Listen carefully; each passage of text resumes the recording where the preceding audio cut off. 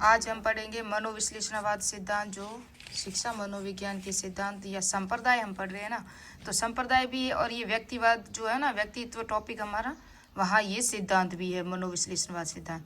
तो मैं चाहती हूँ कि उसी के अकॉर्डिंग चले, जो व्यक्तिवाद में भी आगे आएगा। जिस तरह हमने हिपोक्रेटिस पढ़ेंगे, यूंग और आइजैक बताएंगे अंतर्मुखी, बहिर्मुखी, उपमुखी, वो भी बताएंगे व्यक्तित्व का प्रकार।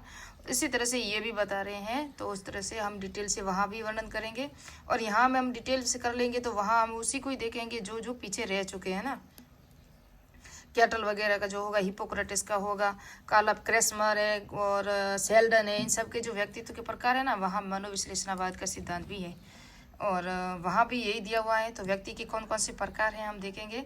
अभी हम पढ़ेंगे ये सभी डिटेल से। विश्लेषणवाद है ना, इसके 3 प्रकार कह दो या 3 सिद्धांत हैं या 3 जो विशेषताएं। जहाँ पहले हम पढ़ेंगे स्थला आकृति। स्थला आकृति में हम क्या पढ़ेंगे, 3 प्रकार की विशेषताएं, चेतन मन, अर्धचेतन मन और अर्धचेतन मन। फिर पढ़ेंगे गत्यात्मक मॉडल या गत्यात्मक या संरचनात्मक डायनेमिक, और उसके अंदर ईड, सुईगो और सुपर ईगो आएंगे। उसके बाद हम पढ़ेंगे मनोलैंगिक विकास की। सिगमंड फ्राइड ने 5 अवस्थाएं बताई हैं, जिसमें मुख्य अवस्था, गुद्धि अवस्था, लिंग प्रदान अवस्था, अव्यक्त अवस्था और ज्ञानेन्द्रिय या जनेन्द्रिय अवस्था। और मूल प्रवृत्तियां भी बताई है, जो गत्यात्मक मॉडल में भी आएगी। तो यहाँ मूल प्रवृत्तियां तक तो हम पढ़ लेंगे। कोशिश करती हूँ जल्दी से मैं सारे इनके नोट्स दे दूँ। तो पहला हमारा सिद्धांत है, हम स्टार्ट करेंगे स्थला आकृति सिद्धांत, या जो प्रकार वगैरह है यहाँ से स्टार्ट करेंगे, या मॉडल है। 3 मॉडल कह दो या 3 प्रकार कह दो या 3 सिद्धांत कह दो, है ना। तीनों में से डिटेल से पढ़ेंगे। प्रश्न यहीं से आता है ज़्यादातर, स्थला आकृति, गत्यात्मक, मनोलैंगिक, तीनों से ही आते हैं। तो पहला है चेतन मन, इसमें पढ़ेंगे हम। सिगमंड फ्राइड ने दिया था और सिगमंड फ्राइड ने मनोविज्ञान को प्रथम बल कहा था। ये देखो, मैंने आपको कहा था सिगमंड फ्राइड ने, और एक और कहा था आपको कि द्वितीय बल किसे कहा है मनोविज्ञान में। तो मनोविज्ञान में द्वितीय बल कहा है व्यवहारवाद को। तृतीय बल किसे कहा है, तृतीय बल कहा है अब्राहम मास्लो का मानवतावाद सिद्धांत को तृतीय बल कहा गया। सिगमंड फ्राइड कहाँ के निवासी थे, वियना कहाँ है, ऑस्ट्रेलिया में। ऑस्ट्रेलिया में नहीं है, ऑस्ट्रिया में। ऑस्ट्रिया यूरोप में है, ऑस्ट्रेलिया अलग महाद्वीप है, ये भी याद रखना। और मैं बहुत जल्द आपको कृषि और विश्व में कृषि और विश्व के औद्योगिक प्रदेश के नोट्स भी देने वाली हूँ बहुत जल्दी आपको, जहाँ जहाँ से रीट में एग्जाम में प्रश्न आएगा और जहाँ जहाँ से सेकंड ग्रेड में भी आएगा, क्योंकि विश्व भूगोल सेकंड ग्रेड में भी है और रीट में भी है। लेकिन ये जो कृषि के प्रकार और विश्व में औद्योगिक प्रदेश, जहाँ पीटरबर्ग कौन सा है, ओसाका है, अभी हमने जापान वगैरह के तो नोट्स बना लिए हैं, लेकिन अभी उत्तरी अमेरिका आई हूँ मैं। तो वो जब हो जाएंगे तो आपको सारे नोट्स दूंगी। स्मार्ट नोट्स होगा, परीक्षा में प्रश्न बाहर नहीं जाएगा, मेरी कोशिश ये रहेगी। तो वहाँ बता दूंगी मैं आपको। फिर हम भारत के भी औद्योगिक जो भी प्रदेश होंगे वो भी पढ़ेंगे, क्योंकि वहाँ से रिलेटेड आते हैं। लेकिन विश्व में से उत्तरी अमेरिका से कौन सा प्रश्न आया था रीट में, वो भी देखूंगी, मैं बताऊँगी आपको। अब स्टार्ट कर दे लेते हैं हम। स्थला आकृति जो चेतन मन भाग है, पहला ही इसका भाग है। स्थला आकृति सिद्धांत या मॉडल है, ये दिया था सिगमंड फ्राइड ने मनोविश्लेषणवाद सिद्धांत में या संप्रदाय में। इसका संबंध वर्तमान या वास्तविकता से है। मस्तिष्क का जागृत भाग होता है 10%। तुलना बर्फ से की गई, बर्फ के टुकड़े के ऊपरी हिस्से से की गई है। मैं अभी बर्फ के टुकड़े का आपको थोड़ा सा रूप भी बता दूंगी। अर्धचेतन मन, अवचेतन मन भी कहते हैं, परिकॉन्शियस माइंड। दमित इच्छाओं का भंडार मस्तिष्क का लगभग 90% भाग होता है। सिगमंड फ्राइड ने स्थला आकृति सिद्धांत में चेतन मन, अर्धचेतन मन, अवचेतन मन की तुलना बर्फ के टुकड़े से गई की है। जो समुद्र में तैरते हुए बर्फ का टुकड़ा जो बाहर दिखता है वो है चेतन मन, जो पानी के अंदर है वो है अर्धचेतन मन। अर्धचेतन मन है ना चेतन है ना अवचेतन भाग है। किसी को वस्तु देकर भूल जाना, लेकिन जब प्रयास करने पर वापस याद आता है ना। हम जब भारत का मैप वगैरह देखते हैं तो देखते हैं नदी, गंगा नदी कहाँ निकलती है, 5 नदियाँ, वो सिंधु नदी कहाँ निकलती है, तो एकदम से याद नहीं आएगा। जब भारत के मैप में हम जाएंगे ना, तब हमें पता चलेगा कि हाँ वो वहाँ पर है। जिस तरह से महाराष्ट्र राज्य कहाँ है, केरल राज्य किस तरफ है, तो जम्मू कश्मीर किस तरफ है, तो किस तरह से अचानक से याद नहीं आएगा। भारत के मैप में जाएंगे, फिर देखेंगे, फिर थोड़ी देर बाद याद करने के बाद हमें याद आता है। उस तरह से है अर्धचेतन। अचेतन मन है ना, वो 9/10 भाग है। सबसे व्यापक मन यही है और दमित इच्छाओं का भंडार भी यही है। ज़्यादातर सर्वाधिक प्रभावित करने वाला मन भी यही है। स्वप्न व नींद में बड़बड़ाना, दे आपके भी रात को देखोगे तो आपके परिवार में कोई ऐसा होगा जो रात को बोलता है नींद में, कुछ भी पूछोगे तो जवाब भी देता है। और सम्मोहन के कितने निकले जो शब्द सम्मोहन करते हैं ना एक दूसरे के, जब सामने देखते हैं ना, हम बात करते हैं, तब उससे पता नहीं चलता कि किस तरह से बात करें, क्योंकि उसका माइंड है ना वो अनकॉन्शियस माइंड में चला जाता है दिमाग।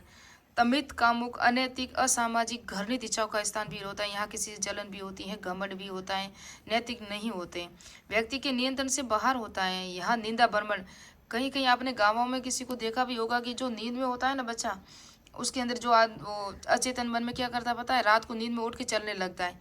कभी कहीं जाके सुबह जब देखे कभी कहीं मिलता है, कभी कहीं मिलता है, कभी कभी बच्चा चला जाता है। अगर आप ध्यान नहीं रखोगे तो बच्चा चला जाता है। हमने भी ऐसा कहीं सुना है और हमारे गांव में भी कहीं ऐसे देखे भी हैं जो नींद में चलते हैं।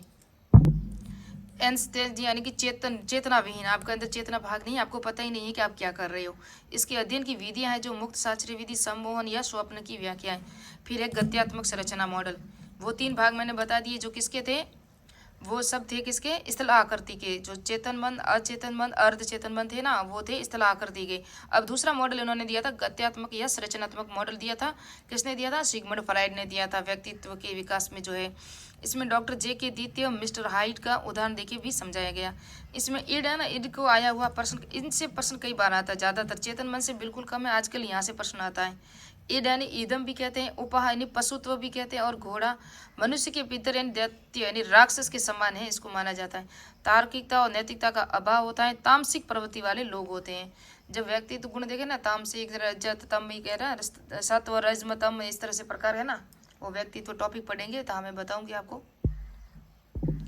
जन्म के साथ ही आता है आनंदवादी होता है, जो अभी वर्तमान में जो है ना वो सुख देख लो, कल क्या होगा किसने देखा।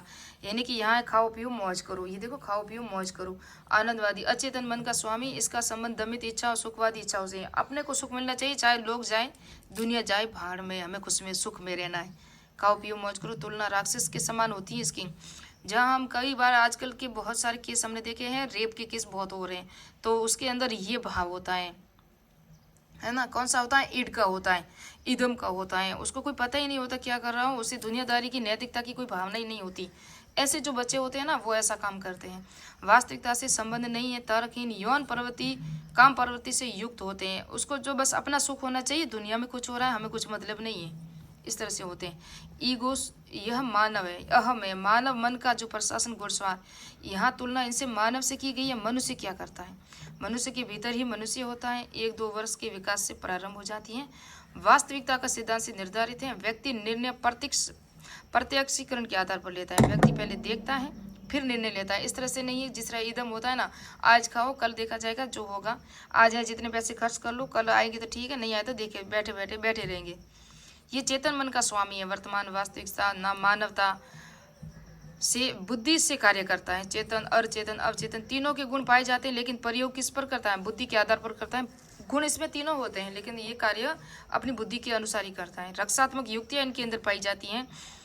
दमन, प्रतिगमन, प्रतिक्रमण, रूपांतरण, आरोपण, तादात्म्य, इन सब का प्रयोग करके अपने आप को कंट्रोल में रखता है। ईगो वाले जो अहम मानव है, जो घुड़सवार वगैरह, इनकी तुलना की गई। वेरी इंपॉर्टेंट है सुपर ईगो। सुपर ईगो पराह कहते हैं परम अहम, यानी कि देवता के समान इनकी तुलना की गई है। अंतरात्मा, परम आदर्श है, ये महापुरुषों से इनकी तुलना है। नैतिकता व आदर्श भाववादी सिद्धांत के अनुसार होता है। व्यक्ति के देव तत्व प्रवृत्ति पाई जाती है इसमें। यह नैतिक मूल्यों की बात करता है। इदम अहम का नियंत्रण, यह मत करो वो मत करो, इस तरह से आपको सलाह देंगे और गलत काम कभी नहीं करेंगे। फ्राइड के अनुसार मूल प्रवृत्तियां, या ये भी गति की मॉडल है ना, हमने पढ़ा अभी, उसी के भाग है इरोस और थैनाटोस। इरोस जीवन मूल प्रवृत्ति है, रचनात्मक कार्यों से संबंधित है इरोस, और ये थैनाटोस। इरोस यानी कि ये क्या है, अभिप्रेरणात्मक है, यानी कि आपके लिए मनोविज्ञान के लिए ये सही है, आपके आगे बढ़ने के लिए सही है। लेकिन थैनाटोस है ना, ये विरोधात्मक है। मृत्यु मूल प्रवृत्ति है, विद्यात्मक से विरोधात्मक है, कार्यों से संबंधित है। फ्राइड ने मूल प्रवृत्ति को लिबिडो कहा है। यह जीवन मूल प्रवृत्ति से आद में आती है। कौन सी, लिबिडो। फ्राइड ने चिंता के 3 प्रकार बताए, वो नेक्स्ट में पढ़ेंगे। और हम पढ़ेंगे मनोलैंगिक की अवस्था अभी नहीं पढ़ी हमने, क्योंकि अभी गत्यात्मक संरचनात्मक मॉडल चल रहा है, इनको पढ़ा, और इनकी मूल प्रवृत्ति और चिंतन के प्रकार, ये सभी गत्यात्मक संरचना मॉडल में आएंगे। उसके बाद हम पढ़ेंगे मनोलैंगिक विकास की अवस्थाएं, जो मुख्य अवस्था, गुद्दी अवस्था, ये 5 अवस्थाएं पढ़ के ये मनोविश्लेषणात्मक संप्रदाय पूरा हो जाएगा। बिल्कुल शॉर्ट में, मात्र 10 मिनट में आपको इतने शॉर्ट नोट्स कोई नहीं दे सकता, इतना कोई नहीं समझा सकता। तो प्लीज़ मेरे चैनल को सब्सक्राइब कीजिए, लाइक कीजिए, कमेंट कीजिए। नेक्स्ट पार्ट में नेक्स्ट संप्रदाय पढ़ेंगे और इसको भी पूरा करेंगे।